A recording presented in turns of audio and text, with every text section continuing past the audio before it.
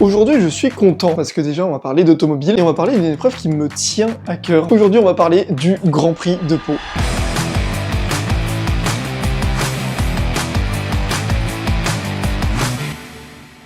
Le Grand Prix de Pau, pour résumer, c'est là où a eu lieu le tout premier Grand Prix de l'histoire. En fait, ce circuit a la particularité d'être littéralement dans la ville, c'est-à-dire que on ferme les rues, on met des barrières.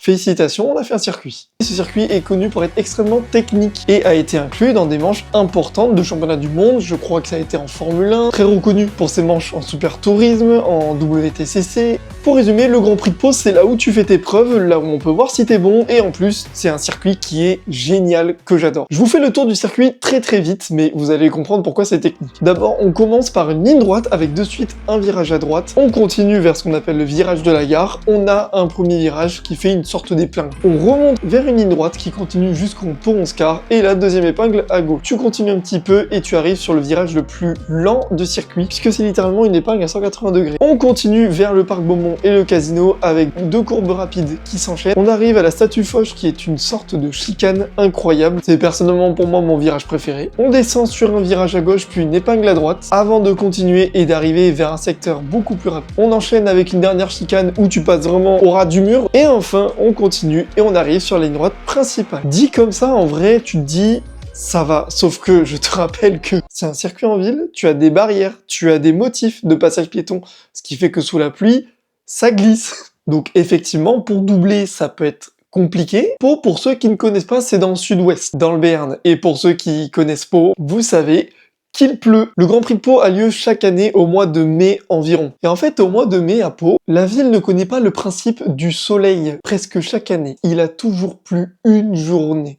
Une journée sur tout le week-end, au moins, au minimum, sinon c'est pas un Grand Prix de Pau. Et depuis 20 ans à peu près, je pense, il y a eu sa déclinaison historique. On avait le Grand Prix de Pau classique, moderne, où on retrouvait les gros plateaux internationaux, et le Grand Prix de Pau historique, avec de la Ferdinand Cup, où tu retrouvais des Porsche, avec des Formule Ford, avec des Formule 3 historiques. Bon, revenons-en aux faits. En 2018, j'ai 18 ans, et j'avais testé de la Legends Car. Pour ceux qui ne savent pas ce que c'est, la Legends Car est pour moi, à ce jour, la voiture la plus fun que j'ai pilotée, et si vous pouvez en piloter ou faire un stage de pilotage avec, allez-y. La Legends Car, c'est un véhicule tout léger, c'est 450 kg pour un moteur de 150 chevaux. En fait, c'est un châssis tubulaire avec un empattement hyper court et un moteur de moto. Avant, à l'époque, c'était des moteurs 1300 et récemment, c'est des moteurs 900, donc des 3 cylindres. Aucune aide à la conduite, évidemment, pas d'assistance de direction, pas d'ABS, pas de traction, rien de tout ça. C'est un régal à conduire. Je discute avec l'organisateur du championnat, David Thomas à l'époque, qui me dit que le Grand Prix de Pau sera inclus dans le championnat en 2019 et cette fois-ci pas pour le Grand Prix historique, mais pour le Grand Prix classique, moderne. Il y a un peu plus d'affluence, tu vois les gros plateaux en même temps dans les paddocks, donc somme toute, c'est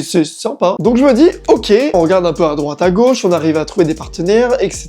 Et on a trouvé une très bonne équipe, gros big up à Bruno qui a été incroyable, et une voiture assez sympa, qui marchait bien. C'est fait, je suis engagé pour le Grand Prix de Pau 2019. Et en fait, pourquoi ça compte pour moi? Faire une course automobile dans un circuit en ville, entre des barrières, etc., qui sont normalement pas fermées le restant de l'année, puisque c'est le principe d'un circuit en ville, en fait. Moi, je voulais le faire. Le temps passe, on est en avril, on s'est entraîné à Pau-Arnos, et la piste était humide, ce qui m'arrangeait pas mal, puisque finalement, je savais qu'il allait pleuvoir, en fait, au Grand Prix de Pau. La Legends Car, pour ceux qui ne connaissent pas, c'est une voiture qui se conduit sur le bout des doigts, c'est-à-dire que c'est une voiture qui est extrêmement fine. Sauf que moi, je sors d'une saison de Formule 4. La F4, c'est un style de pilotage extrêmement particulier, t'as un style de pilotage imposé, et ça s'arrête là. La Legends Car, c'est un petit peu de tout. Tu peux très bien y aller un petit peu en bourrin, mais par contre, faut la savoir piloter finement, et ça, je n'avais pas forcément compris ça au début. On arrive au week-end du 18 mai 2019, le Grand Prix de Pau, édition 2019. Il y a des gros plateaux en plus auto. Il y a la F3 Europe à l'époque où Mick Schumacher, il y avait Guan Yu Zhou, je crois, il y avait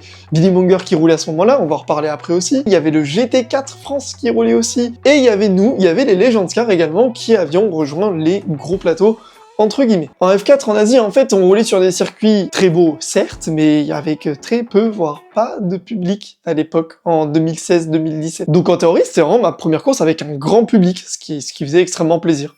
On arrive sur le circuit, on est trois pilotes dans l'équipe à concourir ce week-end-là. On arrive le vendredi, première séance d'essai libre, il pleut.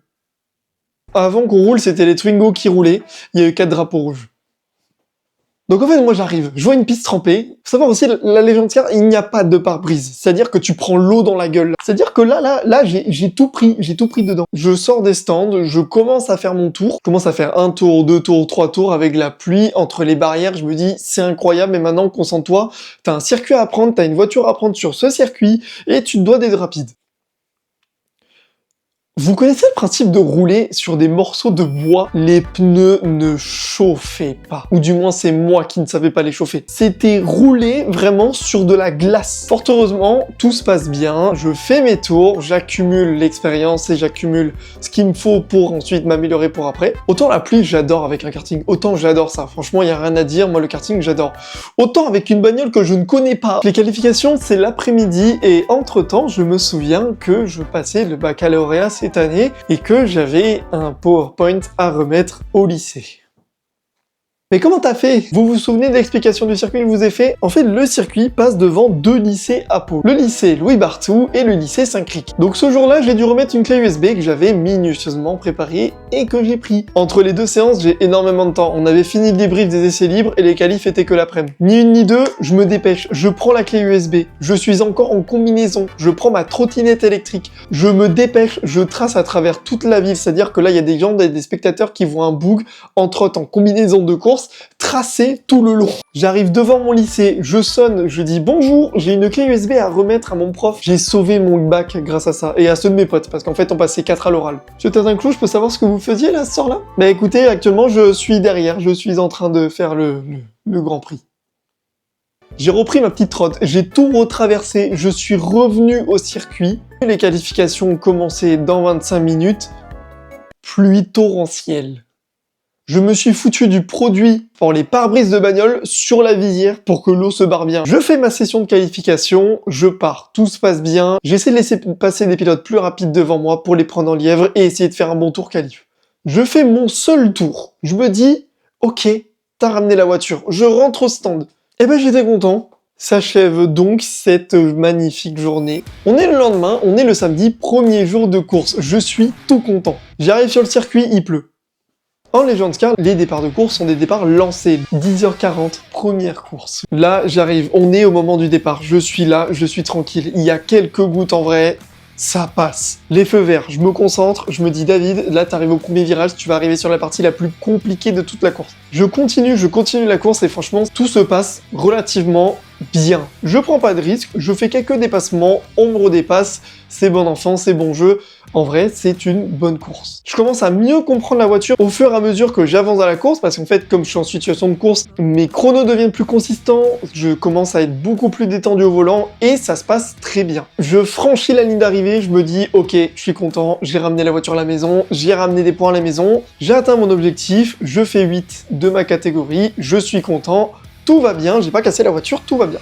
Il faut savoir qu'entre les courses 1 et 2, mes potes m'ont fait une petite surprise. Ils sont allés voir Billy Monger. Pour ceux qui ne connaissent pas Billy Monger, c'était un pilote automobile qui à l'époque a fait de la Formule 4 et cette année-là roulait en Formule 3 Europe. Et malheureusement, ce jeune pilote a eu un accident très grave 2 ans avant le Grand Prix de Pro, ce qui fait qu'il a été amputé des 2 jambes. Le mec se fait hospitaliser pendant des semaines, des mois, il a des rééducations à droite, à gauche, il se bat tous les jours pour continuer son rêve d'être pilote et il y arrive. Du coup, entre les courses 1 et 2, j'ai pu le rencontrer, on a pu échanger, on discute du circuit, moi je lui dis, bah écoute, avec la pluie c'est un peu galère, c'est vrai que ça glisse quand même. Ce à quoi il me répond, non ça glisse pas, c'est un peu trempé mais c'est pas... Il est anglais, il est habitué à avoir de la pluie aussi. On va avoir la deuxième course. Je commence à la même position. Tu connais la chanson, pré-grille, tour de chauffe, départ. La course commence, je me sens bien dans la voiture, je me dis t'as fait une course 1 qui était bien, tout ce que t'as à faire, c'est de faire mieux. Je fais ce que je peux, j'essaie de remonter, je commence à dépasser 1, 2, 3, 4 voitures, je me dis, ok, ça va, tu commences à être dans le rythme, c'est bien, continue à faire ça. Je tente des nouveaux trucs, j'essaie de monter un peu sur les bordures des trottoirs. Il faut savoir que sur certains virages, on peut le faire, ça te fait gagner un point d'adhérence. En fait, si tu montes sur le trottoir, ça va venir poser ta voiture de l'autre côté, donc t'as un peu plus d'appui. Donc dans certaines circonstances, ça peut marcher et ça peut te faire gagner un peu de temps. Je termine la course, même résultat, P9 ou P8, de la catégorie toujours. Après ça, on fait le débrief avec les mécaniciens, on fait le débrief avec les ingénieurs et avec Bruno, le patron de l'équipe. C'est cool, ils sont satisfaits. C'était une première journée de course très sympa. Nous sommes le dimanche, dernier jour du Grand Prix de Pau 2019. Et cette fois-ci, il ne pleut pas. J'arrive sur le circuit, il ne pleut pas. La dernière course de Legends Cars, c'est une course longue de 40 minutes avec un arrêt au stand obligatoire, puisque certaines voitures roulent avec 2 pilotes, donc tu as la possibilité de faire un arrêt au stand. Et pour ceux qui, comme moi, roulaient seuls dans la voiture, tu avais un arrêt au stand avec un temps d'arrêt imposé, puis tu repartais. On fait un dernier brief avec les mécanos, les ingénieurs, le patron de l'équipe, on fait un dernier brief avec les pilotes aussi. Je mets ma combi, le casque, je me sens, je suis prêt à partir pour la dernière course. Et pour une fois, il ne pleut pas. J'étais refait. Tu connais la musique, pré-grille, tour de chauffe, et on part pour la dernière course. Rappelez-vous de ce que je vous ai dit, il y a un arrêt au stand obligatoire à faire. Et tu as une fenêtre pour faire cet arrêt au stand, tu as une fenêtre obligatoire. Je vois quelques voitures commencer à rentrer et en fait on est averti par des panneaux que les mécanos ou l'ingé va tendre à travers un muret pour que nous, pilotes, nous les voyons et que nous sachions que c'est le moment de s'arrêter. Je réalise mon arrêt du coup, je rentre dans les stands, je reste, je repars. Je me dis, ok David, il te reste 20 minutes de course à faire. Essaie de chercher le maximum de points. Tout se passe bien, la voiture je la sens bien, vraiment pour le coup, j'étais confiant. 5 tours plus tard, je suis devant la ligne droite et je vois un panneau se tendre à travers le muret. Exactement la même chose que le panneau pour te dire, rentre au stand en fait. Ni une ni deux, le tour d'après, mais je rentre au stand. Le moment où je rentre au stand, je me dis, il y a une couille, il y a un problème, ils ont vu un truc sur la voiture, je sais pas, je suis pas au courant, il y a un truc qui va pas. J'arrive, je m'arrête à hauteur de l'équipe, l'ingénieur se penche vers moi, me regarde, il me fait « Mais pourquoi tu t'es arrêté ?» Le panneau que l'autre mécano avait tendu était presque similaire à celui de mon équipe, à peut-être 1 ou 2 murets de près. À part ça, c'était pratiquement identique. J'arrive même plus à parler. J'ai fait un arrêt au stand, je suis passé par les stands pour rien. J'ai perdu 3 places dans ça. Mais c'est pas grave, je continue la course quand même, etc. Je termine la course. On termine 10, je crois, de la catégorie. Donc bon, c'est toujours ça de prix. Mais à l'intérieur de moi, je me dis... En fait, je pense que au-delà des erreurs de pilotage ou d'autres trucs que j'ai fait dans le week-end, c'est ça qui m'a le plus dégoûté. Parce que pour moi, c'est là où j'ai perdu le plus gros. Mais bon, c'est là où t'apprends le plus aussi. Là où tu te dis, écoute, la prochaine fois, je ferai mieux et... Puis voilà. On achève le week-end quand même sur une bonne note parce que franchement l'ambiance a été incroyable, l'équipe a été top, les amis et la famille et les partenaires ont été vraiment top. Moi, de mon côté, j'ai réalisé un rêve de gosse que je voulais faire depuis hyper longtemps et quand j'étais petit, je pensais jamais que j'allais faire ça. Donc quelque part, c'est un week-end qui se terminait sur une bonne note quand même. Je n'ai pas cassé la voiture, j'ai ramené un bon état, et pour moi, c'était un des jours les plus marquants de ma vie. J'essaierai de faire une vidéo sur la Legends Cars, parce que vraiment, cette caisse, c'est tout simplement incroyable. En tout cas, je vous remercie d'avoir vu cette vidéo, j'espère que le format vous plaît, je vous raconterai peut-être d'autres anecdotes comme ça. Je vous souhaite une excellente journée, et on se revoit très très vite.